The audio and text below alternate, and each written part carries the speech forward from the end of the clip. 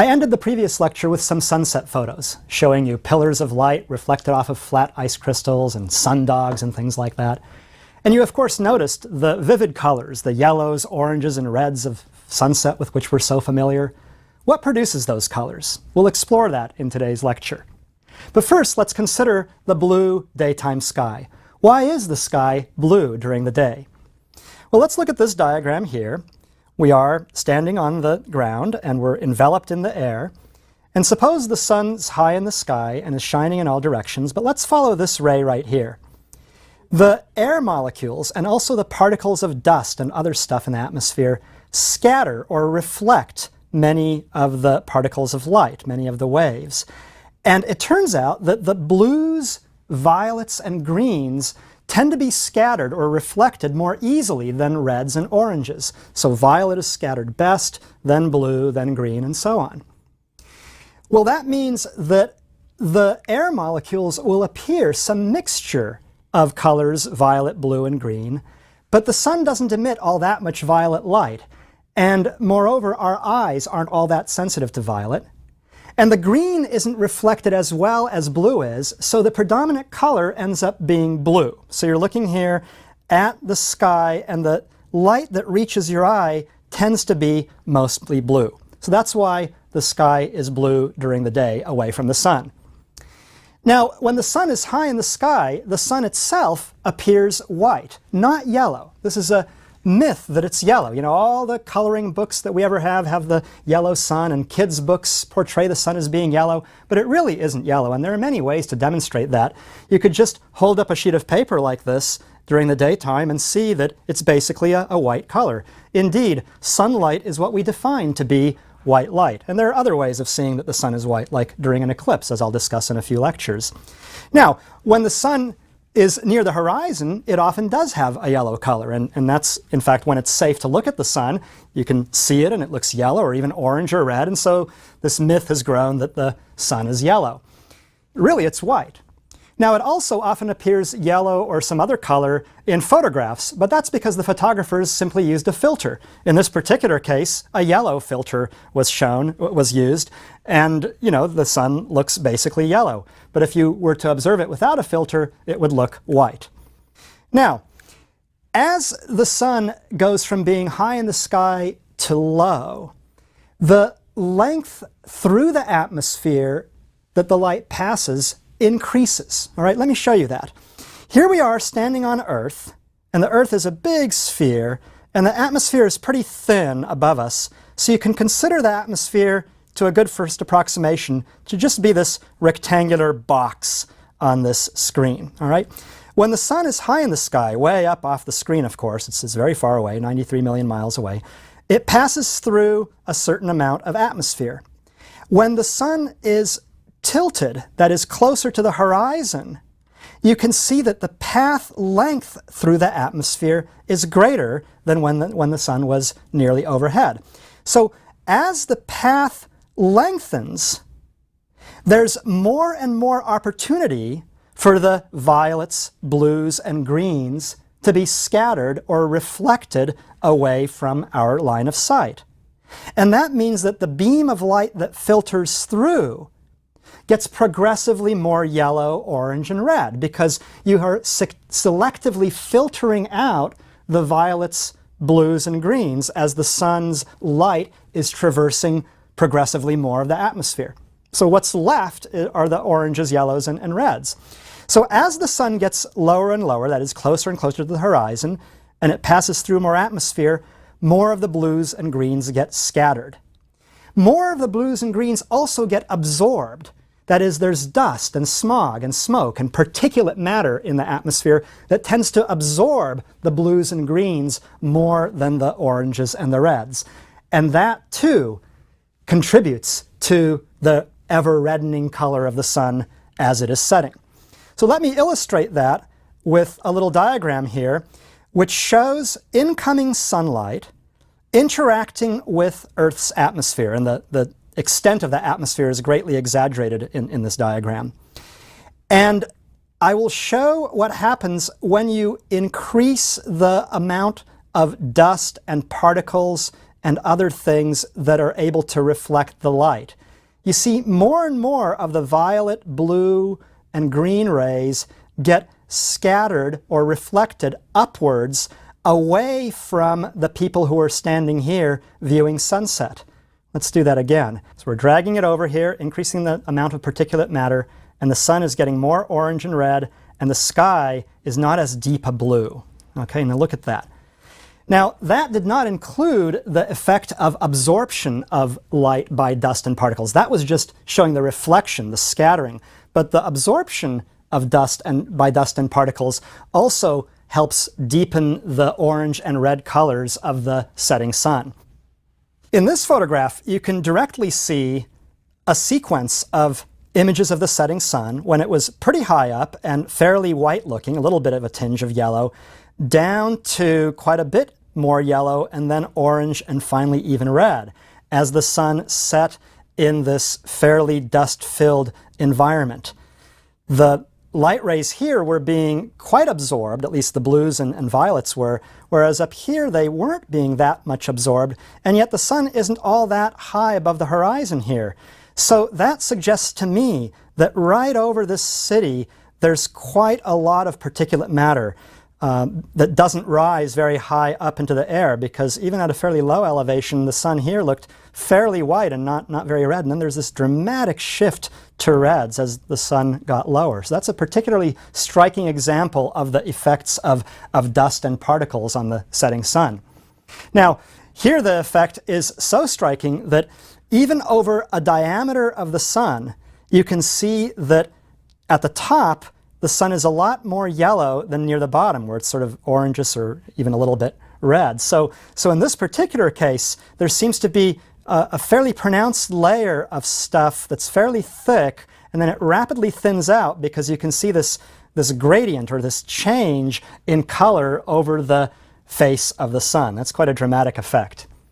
Now, as the sun is setting and its blue and violet light has been filtered out, of course, what remains are the oranges and yellows and reds. And those are the colors, those are the light rays that then illuminate whatever clouds happen to be around.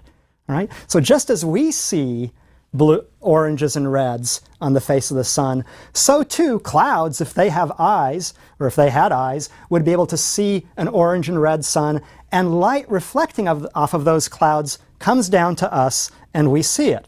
So here's this diagram where there's the setting sun, which is now red. The light that's streaming through is orange or red, and it hits clouds. Whatever clouds it hits reflect that light to our eyes. So the clouds reflect the colors that hit them, and we see oranges and reds and yellows. The degree to which the sky is yellow or orange depends on the amount of particulate matter, how much of the stuff is there to absorb the blues and the violets. So different sunsets, of course, have different conditions. There's different amounts of smoke and smog in the air, and so every sunset is different, and the locations of the clouds are different, and so the whole patterns change from one sunset to another in this almost endless variety of beautiful sunsets that we are privileged to see down here from the surface of the Earth. It's just fantastic. I love watching sunsets from Hawaii and other places. And the clouds and the colors can change over really short time intervals, as many of you, I'm sure, have seen. Here is a photograph taken at one instant, and you can see, in fact, some sheets of rain coming down. And just a few minutes later, the colors had changed quite a lot. And here's this sheet of rain having moved over a little bit. But these changes occur very, very quickly. Now, you could look only toward the sun at sunset, but then you'd miss the phenomena that might be going on all around you. Look away from the sun as well. Here's a photograph taken about 90 degrees away from the direction of the sun.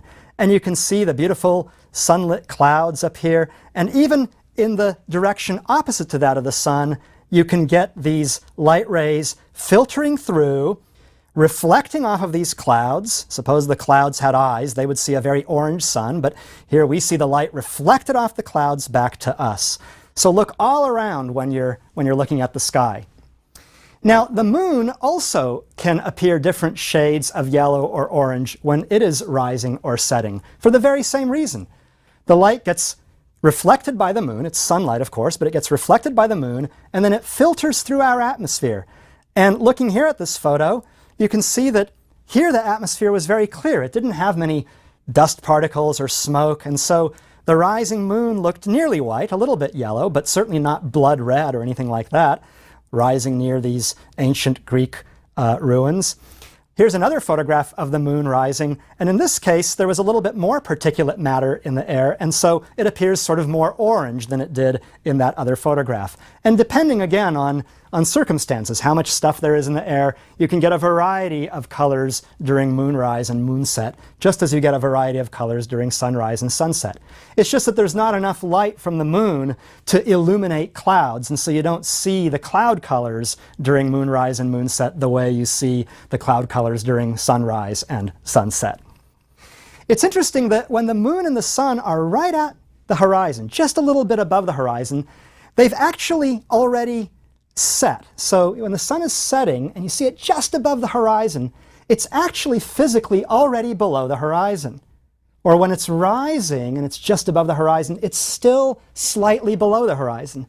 And the reason for that is that the light, upon entering the atmosphere, gets bent or refracted. Remember I said that light entering glass or water gets bent? Well, it gets bent ever so slightly when it enters air, because air is not a vacuum, it's not nothingness. So the air bends the light a little bit, and so here's the sun's true position below our horizon. The ray of light is coming in like this, being bent, and it enters your eye here. But your eye and your brain don't know that the light was bent along the way. They only see the direction from which the light was coming, and that direction is this line here. So you see the sun appears higher than its true position because the light rays have been bent along the way. And the magnitude of this effect is about one full sun or moon diameter. In other words, when the moon or the sun are just kissing the horizon, they're actually one whole diameter below the horizon. Interesting effect. So you get a little bit more daytime than you would have had there not been this atmospheric effect. Now, when the sun is that low and setting, or just about to rise, an amazing phenomenon can be seen, the green flash. Here's an example of it. So there's the sun setting, and in this particular case, there's not much dust in the air, so the sun appears a little bit yellow, almost white. And as it sets, you begin to see a tinge of green here, and then even more green. And this effect of a green setting sun can last for several seconds in good conditions. Here's a pair of photographs showing this green setting sun, or called the green flash. And it's a rare phenomenon, but it can be seen when you have exceptionally clear conditions and a very nice, flat, true horizon without mountains and buildings and trees. And here's how it comes about. So remember, the sun's true position when it's setting is below the horizon, but it appears above because of the bending or refraction of light. Well, remember that blue light gets bent more than red light. So what happens is that the blue light comes in to your eyes at a steeper angle than the red light does. So your eye thinks that the blue sun is higher up in the sky than the red sun. And the green rays, which are not shown here, but they would be intermediate between red and blue, they come in at an intermediate angle, and so you see the green sun in between red and blue. Now, in reality, these overlapping images are nearly coincident. I've greatly exaggerated the effect here. So they're nearly on top of each other. Nevertheless, green and blue are above red. Now, when the sun is that low, most of the blue light has been scattered away. You don't see any of that light anyway. It's been scattered and absorbed. What remains is the green, if you're lucky, and the oranges and yellows and reds. So, what's happening is that as the sun sets, all these overlapping images are nearly coincident, but a little button of green light appears at the very top, because all the others have overlapped. And there should be a little button of blue light at the very top, but the blue gets easily absorbed and scattered, so you don't see that. So as the sun sets, the last bit to set is this little green part here, and that's the green flash, or at least in principle it should be. If the story were this simple, here's what we would